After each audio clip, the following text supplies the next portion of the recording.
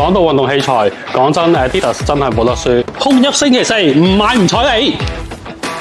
如果你仲未試過呢部 Adidas C24C 直立健身車嘅話，你真係會錯過一部好嘢。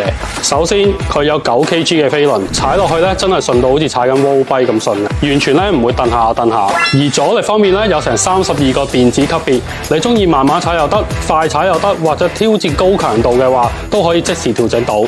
再加埋18個預設嘅訓練方案，唔使自己諗用咩模式，就算你乜都唔識都唔使怕。